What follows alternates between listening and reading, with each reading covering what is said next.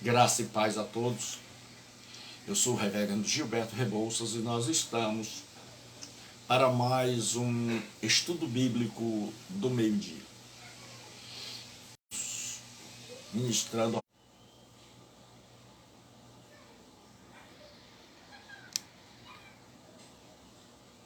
Então, hoje 16/3, e nós estamos para meditar hoje sobre uma das parábolas mais difíceis da Bíblia Sagrada.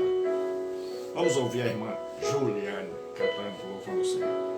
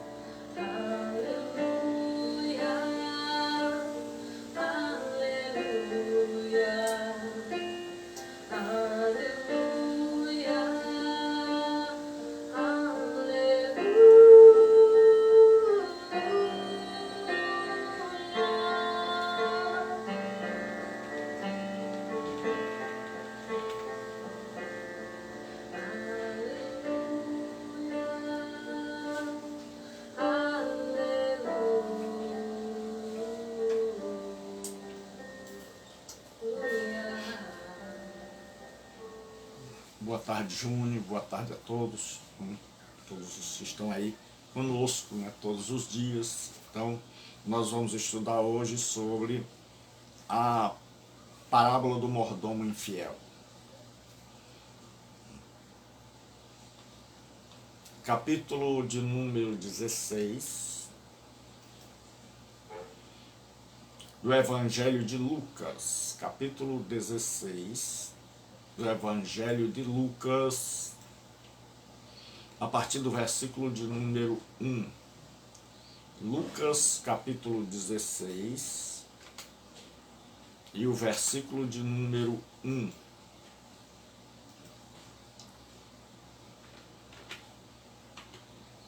Diz assim o texto sagrado. Disse Jesus também aos seus discípulos: havia um homem rico que tinha um administrador, e este lhe foi denunciado como quem estava a defraudar os seus bens. Então, mandando-o chamar, lhe disse: que é isto que ouço a teu respeito? Presta contas da tua administração, porque já não podes mais continuar nela. Disse o administrador consigo mesmo: que farei? Pois meu senhor me tira a administração. Trabalhar na terra não posso. Também de mendigar tenho vergonha. Eu sei o que farei, para que quando for demitido da administração, me recebam em suas casas. Tendo chamado cada um dos devedores do seu senhor, disse ao primeiro: quanto deves ao meu patrão? Respondeu ele: 100 cados de azeite. Então disse: toma tua conta, assenta-te depressa e escreve 50. Depois perguntou ao outro: tu, quanto deves? Respondeu ele: 100 coros de trigo. Disse-lhe: toma tua conta e escreve 80.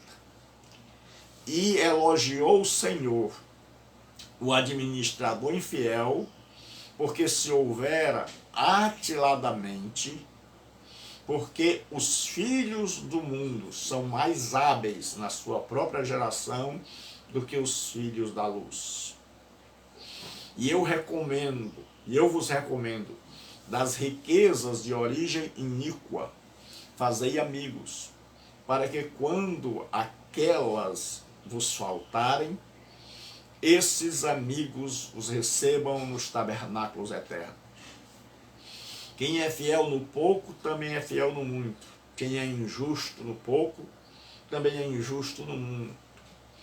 Se não vos tornastes fiéis na aplicação das riquezas de origem injustas, quem vos confiará a verdadeira riqueza?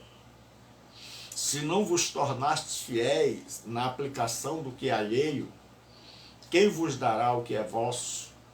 Ninguém pode servir a dois senhores, porque há de aborrecer a um e amar a outro, ou devotará a um e desprezará ao outro. Não podeis servir a Deus e a Mamon. Os fariseus, que eram avarentos, ouviam tudo isso e o ridicularizavam.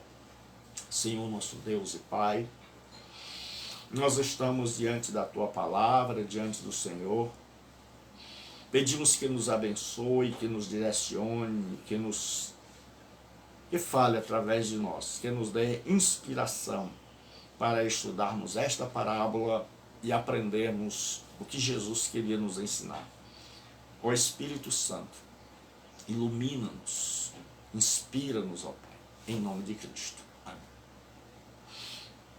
Esta é uma parábola considerada por todos os eruditos uma das mais difíceis de se interpretar. Porque ela é uma daquelas parábolas chamadas de parábolas sem contexto. Ou seja, não há um contexto ali dizendo anteriormente, como nas outras, o porquê desta parábola, o motivo desta parábola. Então, o texto começa Jesus contando a parábola, mas Lucas não colocou em que contexto esta parábola foi falada, proferida. Alguns estudiosos acham que ela foi proferida logo após a parábola do filho pródigo. Mas esta parábola é uma parábola sobre o que nós chamamos na teologia de mordomia cristã. Mordomia cristã é o estudo que revela e que ensina que tudo que nós somos, não os donos, mas que nós somos administradores e que nada do que nós temos, tempo, vida, dinheiro, bens, dons, habilidades, nada do que nós temos é nosso. Tudo pertence a Deus. E nós somos apenas administradores. E aí Jesus vai falar desta mordomia. Vem da palavra oikonomos. Oikos é o masculino de oikia, que quer dizer casa. E nomos, lei. Então o mordomo nos dias de Jesus era alguém que administrava os bens de alguém, e esse alguém não sabia muito o que estava acontecendo. Ele tinha amplos poderes. E esse mordomo aqui, geralmente era um escravo, mas esse mordomo aqui provavelmente é um homem livre. Então Jesus diz que havia um homem rico que tinha um administrador. E este foi denunciado como quem estava a defraudar os seus bens. Alguém ou algumas pessoas levantaram tudo o que estava acontecendo e, com evidências claras, foram mostrar ao seu senhor que ele estava sendo lesado, que ele estava sendo roubado, que aquele administrador estava tirando dos seus bens para si mesmo. E a denúncia foi tão bem fundamentada, com tamanha evidências probatórias, que o Senhor viu e percebeu que estava realmente sendo roubado e resolveu demitir aquele administrador. Então, mandando chamar, disse: que é isto que ouço a teu respeito? Presta contas da tua administração, porque já não podes mais continuar nelas. Então o seu senhor diz: olha, você agora vai fazer um relatório completo de todo o tempo que você trabalhou para mim, e você já não vai mais poder continuar no seu trabalho.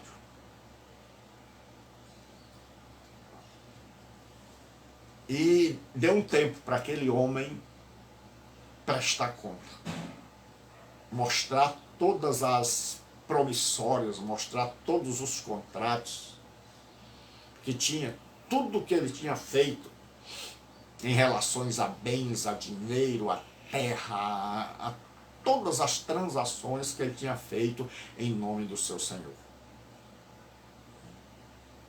Porque ele recebia ampla e irrestrita,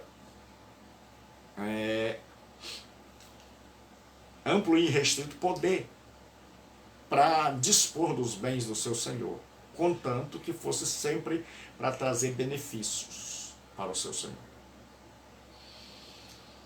Sabendo agora que iria perder o emprego, porque não tinha como provar ser inocente e sabia ser culpado, o administrador infiel começou a pensar nas alternativas que ele tinha.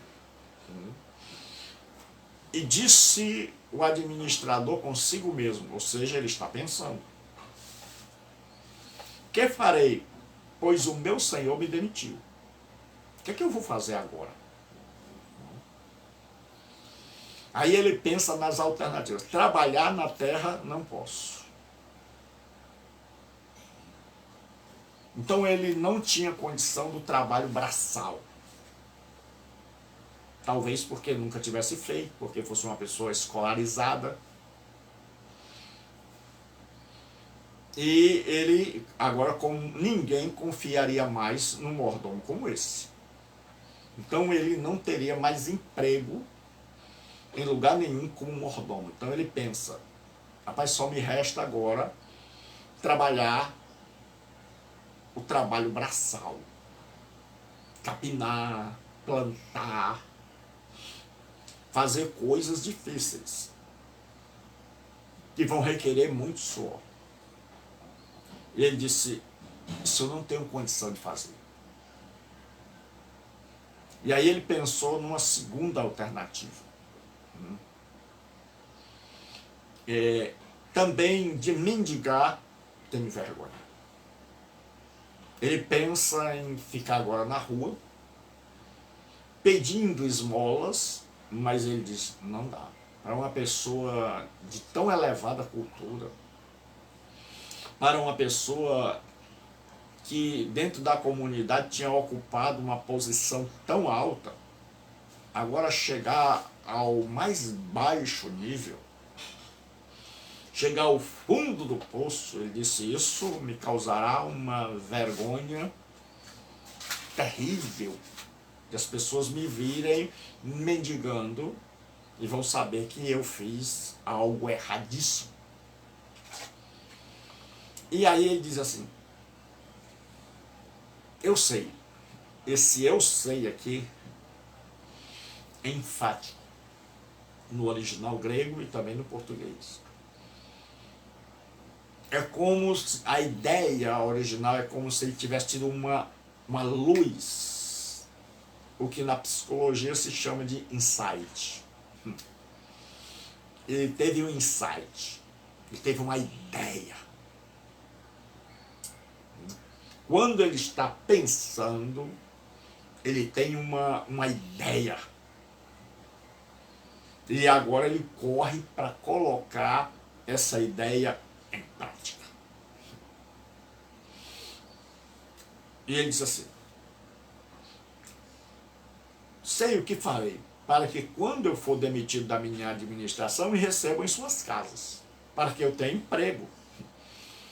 Depois que do jeito que eu estou saindo, não dá, ninguém vai me querer. Tendo chamado cada um dos devedores do seu senhor, disse ao primeiro, quanto deves ao meu patrão?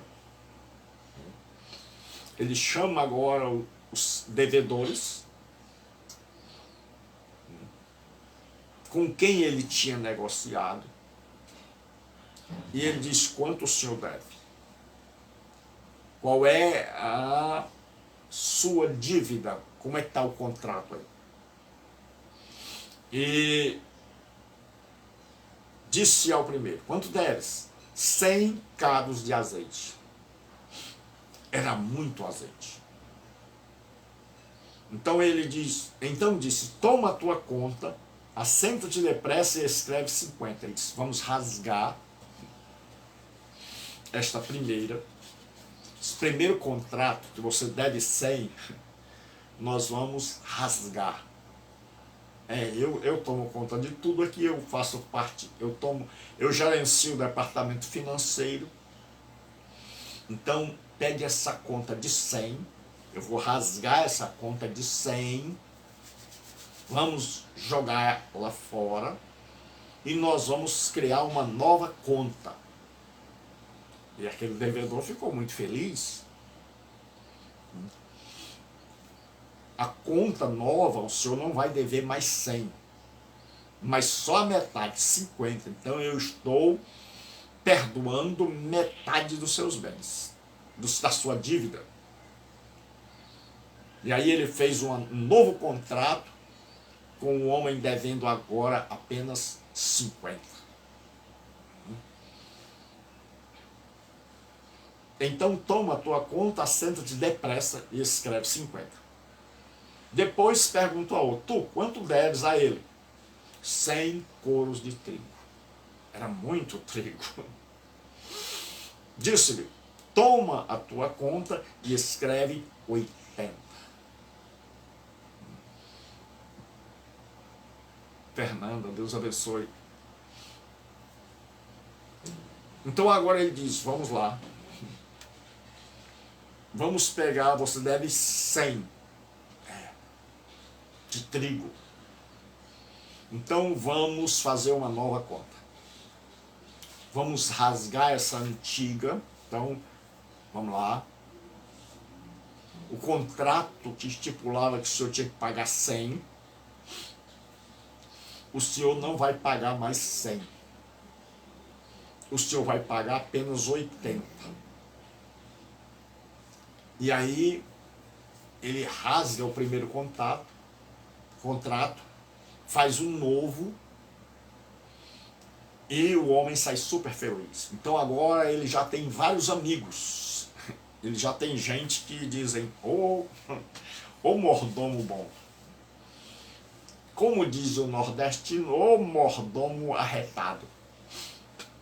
Porque todas as pessoas têm a tendência de gostar das pessoas pelos benefícios que elas nos trazem e não pelo caráter. Então, geralmente, nós temos uma dificuldade entre o caráter e o que nos é benéfico, e o que vem para nós como benefício. Então, quantas vezes nós temos um dilema de achar uma carteira cheia de dinheiro, estando precisando, e de devolver ou ficar com dinheiro. E quando uma pessoa devolve, aparece até na TV. Mas quantas vezes outros dilemas são ainda mais profundos? Como é o dilema de você ter uma dívida altíssima e chegar alguém, como é o caso aqui, e dizer, olha, eu posso renegociar sua dívida. Como é? Eu posso renegociar sua dívida e você, o que ia pagar de 100, paga só 50. O que ia pagar de 100, paga só 80. Então ele está ganhando amigos. E possivelmente, esse desconto que ele dá, que é enorme, possivelmente foi o aumento que ele colocou. Possivelmente era o que ele sempre ganhava. Possivelmente, nas transações, ele ganhava entre 50% e 20% ali. Então ele aumentava, ele praticava a usura. Então nos negócios, 50 é do meu senhor, 50 é meu. Então é por isso que ninguém podia ver aqueles documentos. Porque o dono ia dizer, como é que pode isso aqui? Eu não recebi isso aqui. E aí ele pega os contratos e modifica. E agora os contratos voltam ao normal. E aí ele não está ganhando nada. É o que a gente chama de fazer festa com o chapéu dos outros. É político querer abençoar as pessoas com o dinheiro da gente. É gente fazer festa em igreja com o dinheiro dos fiéis. É fazer festa com o chapéu dos outros. Então ele não está tirando nada. Ele está simplesmente tirando o juro que ele colocou. O aumento que ele colocou na hora da transação e que a pessoa que comprou não tinha visto. Porque geralmente a gente é assim. A gente não gosta de ler contrato. Os contratos geralmente são feitos com letras pequeníssimas. E aí a pessoa, com a necessidade do trigo e do azeite, que eram muito importantes nos seus dias, eles assinaram o contrato sem ver. E agora, eles se imaginam beneficiados. O ladrão diz, olha, vou descontar 50%. vou descontar 20. E aí todo mundo fica feliz. E agora todo mundo acha aquele cidadão uma maravilha. Porque não estão prestando atenção no caráter dele, mas no que ele pode fazer. Então muitas vezes nós não queremos saber se aquela pessoa que está lidando conosco é honesta ou desonesta. Nós nos relacionamos com ele na questão dos benefícios. Então, se ele me traz benefício, não importa se são por meios honestos ou desonestos. Então, quantas vezes a gente fecha os olhos para o caráter da pessoa, porque ela está agindo em benefício nosso. Mesmo que esteja fazendo como esse homem, que nos roubou, que nos enganou, que nos ludibriou, e que depois está simplesmente agindo normalmente, colocando a conta no valor normal. Mas nós temos a tendência de achar que essa pessoa é o máximo e de esquecer o caráter dela. Então, muitas vezes, o caráter de uma pessoa, ele tem valor ou não, dependendo de como ele age para conosco.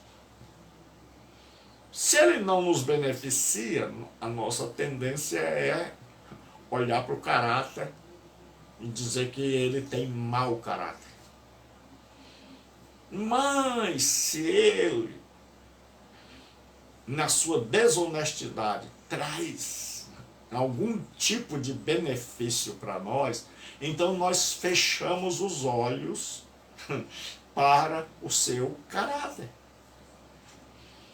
A gente até dá testemunho. Irmãos, eu quero dar um testemunho hoje à noite. Eu fui abençoado. Eu fui abençoado. Eu ia passando num determinado lugar, meu carro estava totalmente vencido, e aí o bondoso agente da lei, ele disse que ia levar meu carro. E aí eu perguntei a ele como é que a gente podia fazer para ele não levar meu carrinho. E o agente da lei, sendo ganancioso, ele disse que se eu desse a ele aí uma determinada quantia, e aí eu coloquei a determinada quantia, eu joguei para dentro do carro em que o cidadão estava. E aí o cidadão me liberou e eu saí agradecido, saí quase que dando um beijo na mão dele. Então nessa hora parece que o caráter das pessoas não nos interessa. O que interessa, não interessa, se fosse outro a gente dizia assim, desonesto, corrupto, corrupção passiva e corrupção ativa. Quando a gente está fora dos benefícios, a gente fala assim, um deixou-se corromper, recebeu dinheiro, o outro corrompeu. Mas quando é a gente sai, muito obrigado, muito obrigado, muito obrigado, valeu, ó, Deus te abençoe, eu vou orar por você. E de noite a gente ainda pede oportunidade para dar um testemunho. Então é o que está acontecendo com esse cidadão aqui. Ninguém agora está, o caráter dele está escondido. Então é o que acontece com muita gente hoje. É que o caráter dele é camuflado pelas boas ações, entre aspas, que ele faz. Então o pessoal não consegue vê-lo com um mau caráter.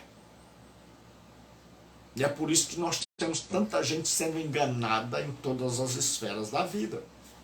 Eclesiástica, política, social, profissional. Porque nós temos gente de mau caráter, mas que desvia a nossa atenção do caráter dele para aquilo que ele pode nos abençoar. E aí nós mostramos também que o nosso caráter não é lá essas coisas. Porque só existe o mau caráter porque existe aquele que aceita o mau caratismo. Só existe o desonesto porque existem aqueles que aceitam a desonestidade. Só existe o ladrão porque existe aquele que compra o roubo.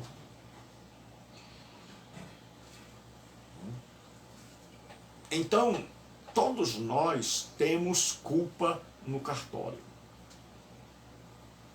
Só existe o mau pregador porque tem gente que crê no que ele prega. Só existe a teologia da prosperidade porque existe gente gananciosa que quer ficar rico. Só existem as heresias porque tem gente que crê daquele jeito e que vai atrás dos hereges. Então todos nós temos culpa no cartório. Todos nós temos alguma culpa, e aí quando chega alguém e nos oferece um alívio, quando oferece um benefício, a gente não quer saber se ele está agindo reto, corretamente, dentro da lei, e o pior, e geralmente a gente sabe, porque aqueles devedores viram, ele disse, corre, vem aqui correndo. Olha, eu vou escrever outro contrato e nós vamos rasgar o primeiro. Então todo mundo sabia que o negócio ali era fake, era falso. Então todo mundo sabia, rapaz, o negócio aí tá ligeiro, mas é para o meu benefício. Foi Deus que iluminou esse ladrão. Foi Deus que abençoou. Porque é assim, quando é para nosso benefício, a gente diz que foi Deus. E Deus lá do céu diz, não me meta nas suas enroladas. Não me meta na sua sujeira. Não pronuncie meu nome diante das suas falcatruas. De você aceitar a desonestidade. E aí, aquele homem fez isso. E aí, diz assim, e elogiou o Senhor, o administrador infiel, porque houvera agido prudentemente. Mas quem elogiou? Não foi o Senhor Jesus, foi o Senhor dele. O Senhor dele, quando foi fazer as contas e viu aquilo, disse, rapaz, você é inteligente. Você é esperto. Ou, como nós dizemos aqui, mala. Você na hora do aperto, você teve uma ideia fora de série. Então você é digno de aplauso, porque você soube como reagir diante da dificuldade. Você não ficou parado. Você usou a sua cabeça. A honestidade, eu não vou entrar no mérito, mas o patrão daquele homem disse, você agiu prudentemente. Você agiu inteligentemente. E aí, Jesus agora vai fazer a aplicação desta palavra. Então veja que o dono não elogiou a desonestidade, mas elogiou a inteligência daquele homem. E o manso, ele diz assim: há no mundo um mundo de diferença entre aplaudo o administrador desonesto porque agiu com habilidade, que é o que ele fez, e aplaudo o administrador hábil porque agiu desonestamente. Então, o Manson, ele diz o seguinte: ele aplaudiu, ele elogiou, ele louvou, que é a mesma coisa que elogiar, não a desonestidade, mas a inteligência, a rapidez de raciocínio, a capacidade de resiliência, que é uma palavra muito utilizada hoje. Resiliência é a capacidade que uma pessoa tem de se adequar a novas situações. Então nós estamos vivendo novas situações que exigem que as pessoas se adequem. Não posso sair, então o que é que eu vou fazer? Eu vou morrer de fome? Como disse aquele homem, cavar não posso, sair não posso, pedir tenho vergonha, então o que é que eu vou fazer?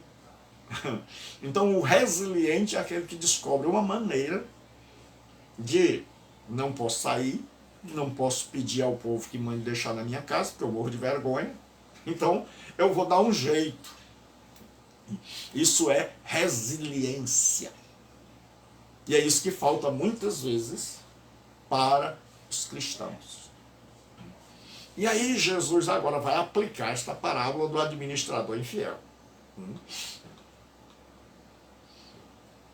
Versículo 9. Eu vos recomendo: das riquezas de origem iníquas, fazei amigos, para que quando aquelas os faltarem, esses vos recebam nos tabernáculos eternos. Jesus diz que nós devemos pegar tudo aquilo que nós recebemos e que não é nosso e usar para o bem do próximo. Mas usar honestamente. Qual é a diferença entre o cristão e aquele mordomo? É que aquele mordomo usou o que era de seu patrão em benefício próprio.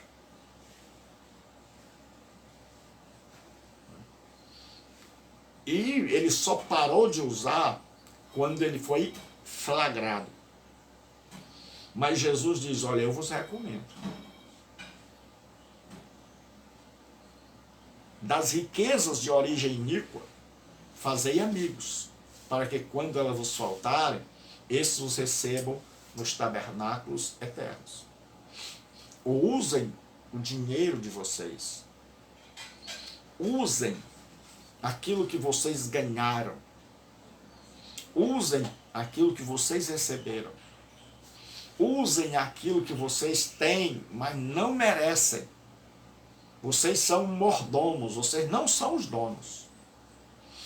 A vida não é sua, como muitos dizem. A vida é minha, eu faço o que eu quiser. Muitos batem no peito e dizem assim: a vida é minha. A vida não é sua. Se a vida é tua, então não morra. E aí Jesus diz: use tudo isso que você tem, que não é seu, que você não adquiriu justamente, que foi dado a você e que muitas vezes você usa de maneira errada. Você usa a sua saúde para errar. Você usa a sua beleza para sensualidade, para promiscuidade. Você usa o seu dinheiro para corromper os outros. Você usa o que tem para tocar o terror. Então Jesus diz: use o que você tem para abençoar o próximo. Aí Jesus diz: quem é fiel no pouco, também é fiel no muito. Quem é injusto no pouco, também é injusto no muito. ele aplica um princípio. E ele diz que para uma pessoa ser injusta, ela não precisa roubar milhões. Porque geralmente a gente culpa político. E eu não sou muito fã de político. Eu creio que existe, é muita fé, mas eu creio que ainda existem políticos que querem realmente o bem da nação. Mas o que acontece? Jesus diz o seguinte: quem é fiel no pouco, é fiel no muito. Quem não é fiel no pouco, não é fiel no muito. Jesus está dizendo que quem tem coragem de roubar 10 reais, tem coragem de roubar 10 milhões. O roubo é o mesmo. A oportunidade é que foi diferente. Um teve a oportunidade de roubar só 10. E aí ele tenta se justificar dizendo, mas eu roubo pouco. Mas é porque ele teve a oportunidade de roubar só 10. As carteiras que ele viu, ali, como dizem, da bobeira, só tinha 10 reais, 50 reais. Mas outros têm a oportunidade de fazer conchavos, novos contratos com empreiteiras. E aí eles roubam bilhões. Então o ladrão é o mesmo. Só que tem o ladrão estudado, tem o ladrão que tem amplas oportunidades e tem o ladrão que tem pouco. Mas os dois são ladrões. E se o de 10 reais tivesse a escolarização, a politização e as oportunidades de roubar milhões, pode ter certeza que ele ia roubar. E quem não rouba 10 não rouba 1 milhão. Mas quem rouba 10, rouba 1 milhão. Jesus diz, quem não é fiel no pouco, não vai ser fiel no muito. É por isso que quando Deus foi testar Adão, não precisava fazer um grande teste. Bastava dizer, não coma. E se Adão é incapaz de obedecer um mandamento pequeno, imagine um mandamento grande. Aí Jesus diz assim, se, pois, não vos tornastes fiéis na aplicação das riquezas de origem injusta, se vocês não se tornarem fiéis na aplicação daquilo que vocês receberam, injustas aqui quer dizer terrenas, se vocês não se tornaram fiéis na aplicação dessas riquezas que não vêm de vocês, que é tudo meu, diz o Senhor. Se vocês são incapazes de serem justos, de serem honestos, de serem fiéis, de agirem honestamente, de não aceitarem desonestidade, mesmo que isso lhes beneficie. Jesus disse, se você só ganha para você, se você está sempre querendo mais, mas você não pensa que existe gente necessitada, passando fome, sem casa, sem roupa, descamisada. Ele diz assim, quem vos confiará a verdadeira riqueza? Quem dará a vocês a riqueza celestial? Se vocês são incapazes de aplicar justamente as riquezas terrenas. E aí você pode dizer, pastor, eu sou pobre. Todo mundo tem um tipo de riqueza na terra. Tem gente que tem saúde, condição de trabalhar, condição de ajudar alguém. Tem gente que tem um carro, condição de levar alguém. Tem gente que tem condição de passar um dia cuidando do filho do outro. Todos nós temos um tipo de riqueza que a gente pode abençoar o outro. Tem gente que tem um pouco mais de comida na geladeira. Tem gente que tem mais roupa no guarda-roupa, que pode ajudar. Então Jesus diz, se vocês não foram fiéis, se vocês deixaram a roupa estragar, a roupa ficou lá mofando, enquanto tinha gente descamisada, se você jogou comida no lixo enquanto tinha gente morrendo de fome, se você não soube aplicar o seu dinheiro, se você não soube usar os bens que eu te dei na terra, como é que você vai querer as riquezas celestiais? Como é que eu vou poder confiar a você as riquezas celestiais? Se você agiu como aquele mordomo. Porque, meu amigo, no cristianismo, o que importa é o caráter. O verdadeiro cristão, ele não, a Bíblia diz, aquele que jura, mesmo com dano seu, não se arrepende.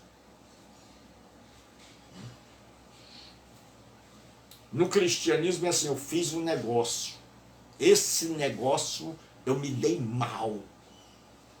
E alguém chega e diz assim, eu tenho uma maneira, um jeitinho brasileiro de resolver tua dívida, aí por debaixo do pano. Ele diz, não. Não, muito obrigado. Eu sou cristão. E eu vou pagar, a dívida é grande, o que o senhor está me oferecendo é tentador, mas eu vou agir dentro da justiça. E quanta gente que se diz cristão, que se aproveita de meios escusos para fugir de determinadas dívidas, de determinados problemas, e que ele age igual ao mordomo infiel, igual aos mordomos infiéis do mundo, igual ao mundo, e aí ele diz que é diferente. E aí ele diz que é cristão. Por isso eu disse ontem à noite, e vou repetir. Eu acho que foi ontem à tarde. Eu tenho evangelizado muito nas redes sociais. E eu vejo fotos assim. Um avião lotado, um ônibus lotado, gente sem máscara do lado do outro. E uma foto embaixo, com a cadeira, as igrejas, com as cadeiras distantes, umas das outras.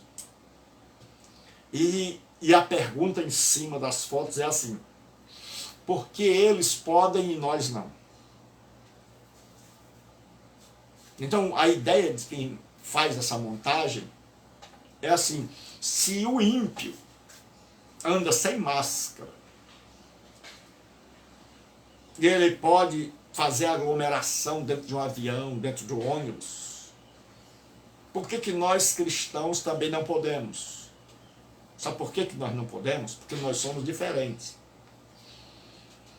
Porque Jesus diz que nós somos o sal da terra e a luz do mundo.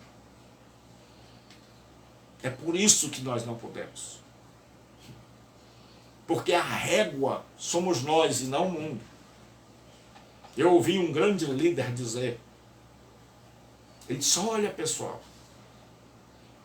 os ônibus já andam lotados, os bares e os restaurantes estão lotados, então por que nós não vamos fazer o culto na igreja? Se eles podem, nós também podemos. Eu olhei, baixei a cabeça e doeu o meu coração. Porque eu vi que a régua é assim, se o ímpio faz, eu também faço. É porque a gente parece que é separado do ímpio só no nome, ou na roupa, naquilo que é fácil.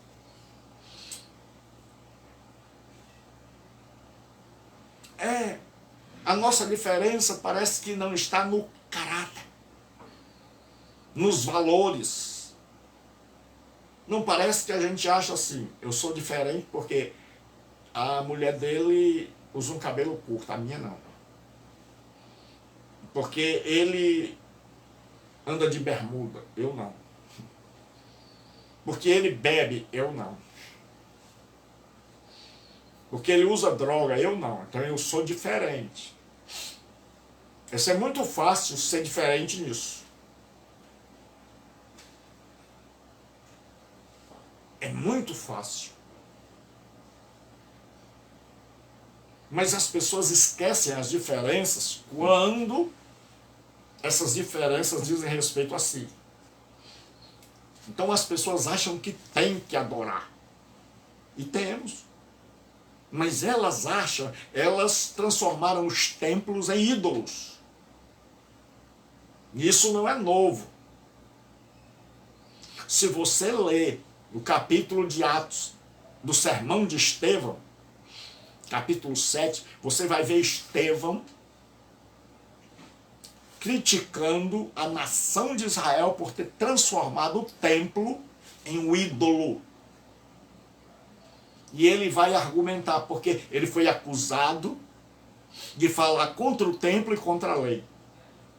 Ele diz, contra a lei não falei, mas contra o templo falei. Não por causa do templo em si, mas do que vocês fizeram dele. E ele diz, quando Abraão andou com Deus, não tinha templo. E ele vai citando uma lista de gente que andou com Deus sem templo. E eu sempre digo, irmãos, o prédio é maravilhoso. Eu não tenho nada contra prédio. Ter um prédio para o povo de Deus se juntar é maravilhoso. Agora, transformar esse prédio na igreja e no único lugar onde parece que a adoração é mais forte, onde eu só sei orar se for ali, onde eu só sei pregar se for ali, então eu estou, como judeu, transformando o templo arquitetônico, estrutural, no ídolo. E aí eu sou um idólatra, porque ídolo é aquilo que eu dependo. Ídolo é uma imagem visível de uma realidade invisível. Por isso é que Paulo diz que quem cometia idolatria estava adorando a demônios. Porque aqueles ídolos visíveis eram símbolos de realidades invisíveis, assim como o homem é a imagem de Deus. O homem é a imagem visível de um Deus invisível. E tem um monte de gente que, sem perceber, transformou os templos em ídolos. Onde eles imaginam, não, o culto tem que ser aqui. A pregação tem que ser aqui, eu quero pregar. A gente diz assim, vai pregar, vai evangelizar. Não. Não, você vai pregar, tem oportunidade de pregar no meio da rua. Não, eu estou chateado porque não prego lá. Não, mas você pode cantar em casa, você pode fazer culto doméstico. Não, mas eu quero é lá. Não, mas você não precisa estar brigando para fazer parte do grupo das senhoras, para ter um cargo aqui na igreja. Você pode ser um diácono, servir no meio da rua, para os indigentes, para os mendigos. Não, mas eu não quero ser esse tipo de diácono. Eu não quero servir a negócio de mendigo, eu quero o título. Eu quero ser consagrado e lá. Eu quero ser chamado de diácono, é lá. Mas, meu amigo, você pode pregar. Você pode chegar em qualquer lugar, levantar a mão e dizer, pessoal, o momento da sua atenção, e começar a pregar. Não, mas eu não quero esse tipo de pregação. Eu quero pregar lá, eu quero que o pastor me chame, e diga: agora nós vamos ouvir o irmão fulano trazendo a palavra de Deus. Que o negócio ficou de tal forma que a gente só serve se for lá. Diz assim: irmão, por que você não ora meio-dia? Porque ainda tem as orações no horário certo. Tem oração, tem que ser em determinados horários. Então a pessoa diz assim: rapaz, vamos fazer a oração do meio-dia. Aí a pessoa não pôde ir. Ela disse: ô irmão, fiquei tão triste. Por quê, meu irmão? Porque, rapaz, o patrão me deixou fazendo trabalho e eu não pude estar na oração do meio-dia. Ele não quis dizer que ele não pôde estar na oração. Ele quis dizer que ele não pôde estar no templo. Porque ele podia muito bem estar consertando o motor, e Senhor nosso Deus e Pai. Ele podia muito bem estar fazendo as contas aqui e dizendo: Pai Celestial, teus servos estão lá no templo, eu estou aqui no mesmo espírito, eu estou com eles, eu estou na oração. Mas parece que não funciona. Parece que só serve lá. E aí Jesus diz: quem vos confiará as verdadeiras riquezas? Se não vos tornaste fiéis na aplicação do alheio, quem vos dará o que é vosso? Jesus disse: se vocês não foram fiéis naquilo que não era de vocês, naquilo que Deus deu, e a cada ser humano Deus deu um bocado de coisa. O simples fato de você ter acordado hoje, é como um político estava dizendo: fulano foi dormir e acordou morto. Meu amigo, se ele estava morto, não acordou. Se acordou é porque estava vivo. Todo mundo riu.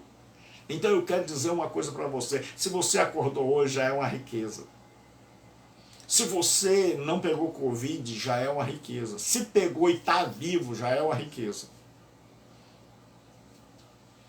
Então todo mundo tem algo a oferecer. Não existe ninguém que não tenha nada para abençoar o outro. Mesmo um ouvido para ouvir, para dizer assim: fulano, desabafe aqui. Conte sua história. Então Jesus diz: como é que vocês querem riquezas espirituais, verdadeiras, celestiais, se vocês não sabem usar o dinheiro de vocês aqui? Tem gente que ganha um salário mínimo e faz conta no cartão e ele ultrapassa o que ele ganha. Ele gasta mais do que o que ele ganha, aí ele fica endividado. Aí depois a gente diz que foi o diabo. Não foi o diabo, foi o diabo de um cristão que não sabia administrar seu dinheiro. Por isso não deu. Era alguém que ganhava 1.000 e gastava 1.500. É claro que vai todo mês 500, meu amigo, no final do ano. E uma vez eu estava explicando, um comentou: mas como é que vai ter se não ganha, se ganha pouco? Cada um tem que saber administrar o que tem. Jesus disse o princípio: quem é fiel no pouco, é fiel no muito. Quem não é fiel no pouco, também não é fiel no muito. Quem não sabe administrar um salário mínimo, não vai saber administrar uma fortuna. Quem é infiel no dízimo de 10, é fiel no dízimo de 100, é infiel. Quem não descobriu que é mordomo, que não é dono de nada, e que a riqueza que ele tem não é justa, porque foi lhe dada, ele não ganhou, não pertence a ele, porque muitos de nós temos a altivez, a arrogância. Eu conheci um médico que disse: eu estudei para chegar onde eu estou. É como se dissesse: eu não devo nada a Deus. É como se ele dissesse: eu inventei a medicina. Eu criei a terra e dela fiz tijolo. Eu criei a pedra e dela eu extraí o cimento. Portanto, a casa é minha. Mas ele não esquece que ele não fez a pedra, que ele não fez o tijolo, que ele não fez a árvore e que ele não criou a própria vida. De que estas riquezas nos foram cedidas para que a gente administre. E que o dinheiro que a gente ganha depende de vários fatores. De Deus abrir portas. De Deus nos vocacionar, dizer, olha meu filho, seu trabalho é esse, vai em frente. De Deus nos dar saúde, porque basta pegar uma Covid que nosso emprego vai embora. E aí Jesus diz, ninguém pode servir a dois senhores. Aí veja que agora o texto, o mesmo texto, está aplicado em outro contexto. Aí Jesus diz assim, vocês têm que escolher de quem vocês são servos. Quem é que governa a vida de vocês? E aí os fariseus, que eram avarentos, que eles diziam o seguinte, os fariseus são os primeiros dos dias de Jesus para cá a dizer que a riqueza era símbolo da bênção de Deus. Por quê? Porque eles eram ricos. E muitas vezes eles tinham feito todo tipo de coisa para angariar e eles queriam sempre mais. Então, como é que eles justificavam esse ter? Quando as pessoas olhavam e diziam assim, como é que justificava essa disparidade? Então eles tiveram uma sacada. Sempre houve essa esperteza, esses mordomos infiéis. Eles disseram é o seguinte, quando o pessoal dizia, rapaz, vocês são religiosos. É. Mas vocês têm fazenda de gado. Mas vocês têm emissoras. Mas vocês têm um monte de coisas. Vocês têm templos milionários. Vocês têm carros importados. Vocês têm aviões. Vocês têm político na mão. Como é que pode? E tanta gente que frequenta os templos de vocês está na miséria. Desde os tempos antigos, essa turma teve uma sacada e disse é o seguinte, é porque riqueza é sinônimo da bênção de Deus. Pobreza é sinônimo de desgraça, de estar perto do diabo. Então, quem tem bem pertinho de Deus, foi abençoado. Quem não tem, o capeta está nele. Tem um espírito devorador lá, tomando tudo que ele tem. E as pessoas, quer dizer que o senhor é rico, o senhor tem muitas fazendas, seu fariseu, é isso? É. E é porque o senhor é um verdadeiro servo de Deus. Acertou. E aquele lá que está na desgraça, na pobreza, a casa caindo, ele tem um capeta. Por isso a casa está caindo. Ele precisa de uma corrente de libertação. Então sempre foi assim. Nada de novo debaixo do sol. Os fariseus queriam justificar suas riquezas. E aí eles disseram, porque nós estamos perto de Deus, então Deus dá.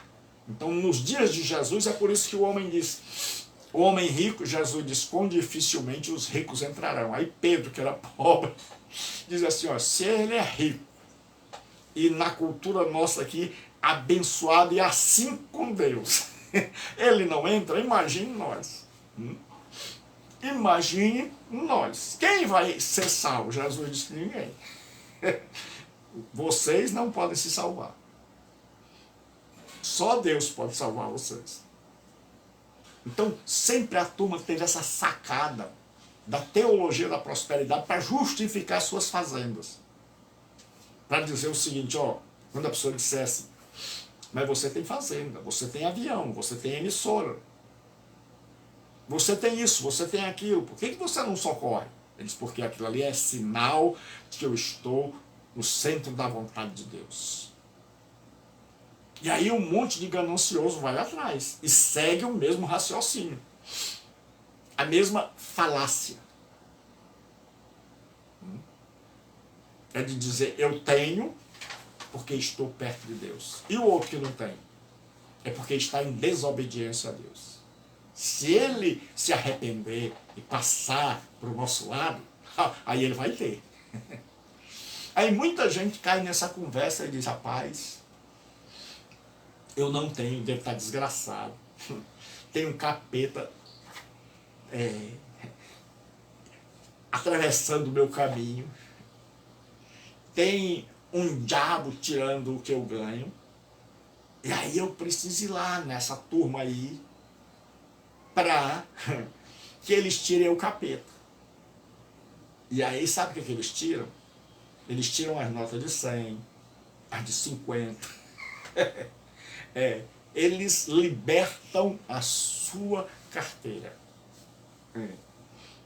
Eles deixam sua carteira purificada, limpa.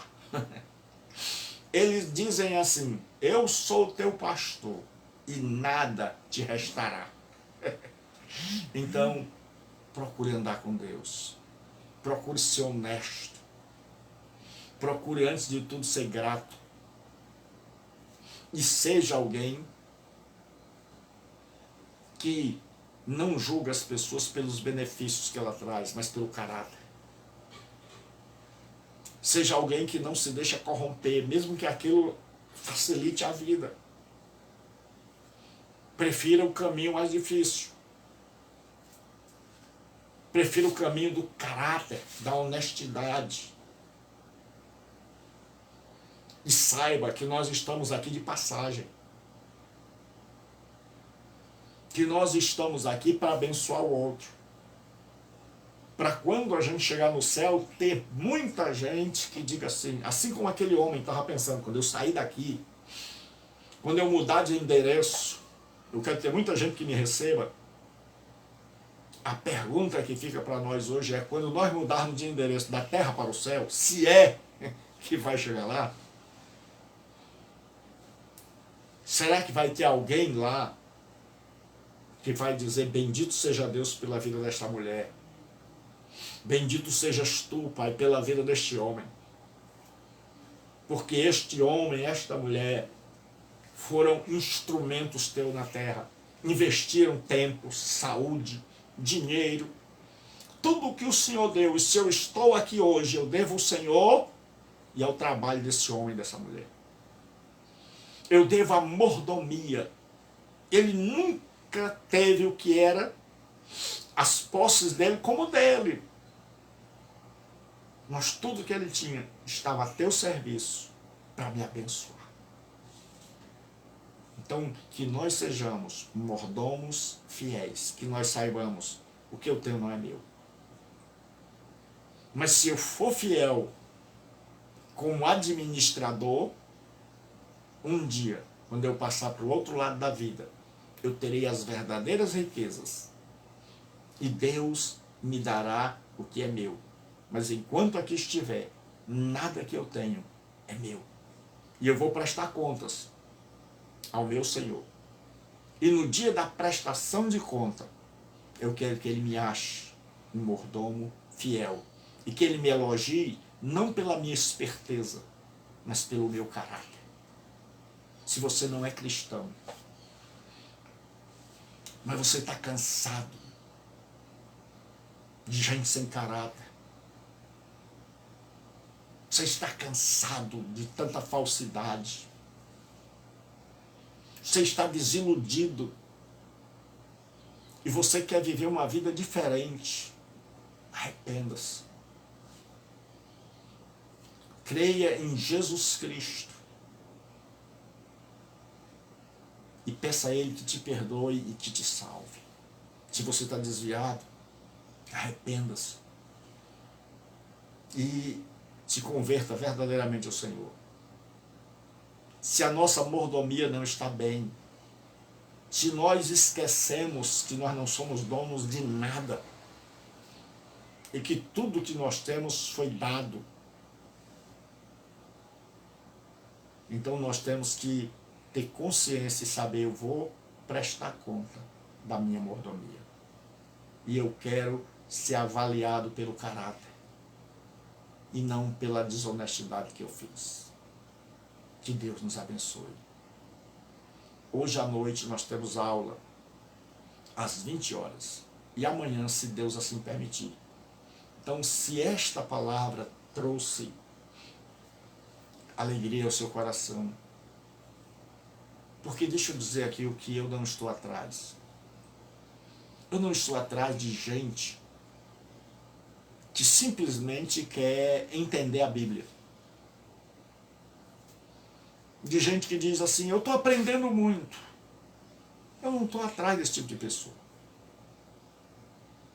Eu estou atrás de gente que tem fome de Deus, que tem sede de Deus, de gente que quer mudar de vida, de gente que quer se aproximar de Deus, de gente que quer entrar em sintonia com Deus e viver neste mundo segundo Deus, segundo a direção de Deus.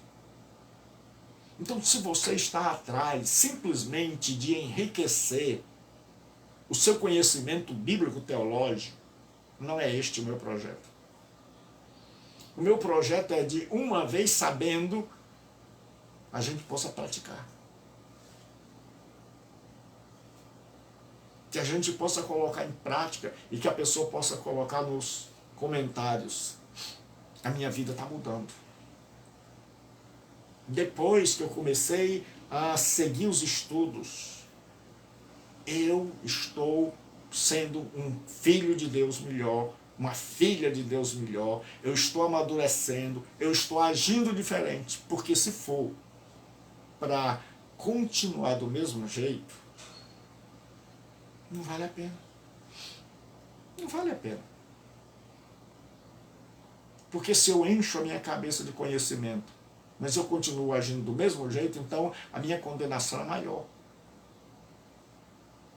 Então eu preciso aprender, mas não para enriquecer meu vocabulário, não para satisfazer minhas curiosidades, dizer, oxi, como eu aprendi, agora eu sei, agora eu posso ensinar para os outros. Não. A primeira coisa é, eu sei e eu vou me examinar. E eu vou mudar, para depois eu querer mudar o mundo. Deus abençoe. Até a noite.